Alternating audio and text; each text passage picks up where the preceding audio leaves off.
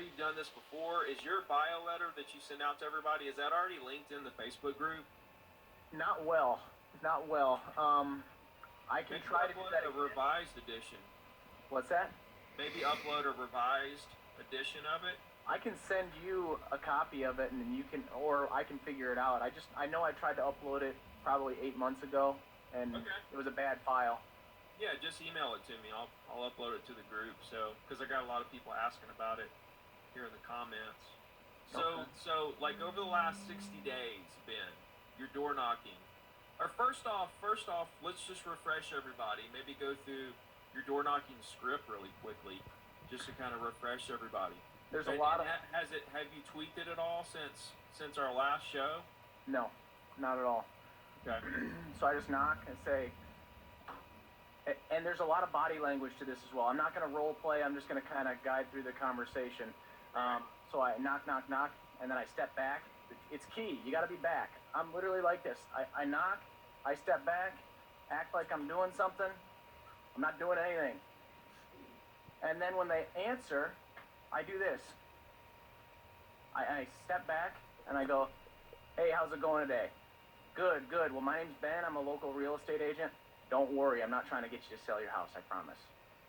Hey, I don't want to take up too much of your time today. Reason for my knock is I've got a market snapshot here for you, everything that's sold in your neighborhood this past year, a bio letter on myself, and some customer reviews. That's for you. I close the gap, and then I just say, and I'm just seeing if there's anything I could do for you now or in the future.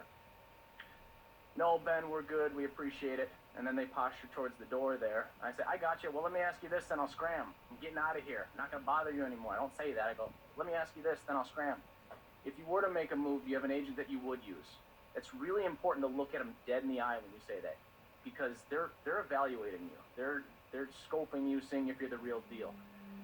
And they say, if they say no, I say, I'd love to be able to help you in the future. Would it be all right if I stayed in touch with you? Sure, Ben, that'd be great. Cool, what's your first name? I always ask for the first name because the first name is easy to give. They're going to give their first name. That's non-threatening. They're not afraid to give the first name. Cool, Ricky, what's a good email address for you? And when I say that, I don't even look up from the paper. What's your first name? Cool, Ricky. Or Ricky? Cool, Ricky, what's a good email address for you? And then I just say, hey, you have my business card. If you need anything in the future, let me know. I've been invited in, I've had drinks with people, I've sat on people's doors for 20 minutes, and then they turn into a sale, and a relationship, more importantly. Yeah. And that's it. And you can blow through neighborhoods quickly. That's great, man. That's really good. So, for those of you, if you've never seen Ben or heard this door knocking script, I've put it out a couple of times. Rewind this or, go back to the replay.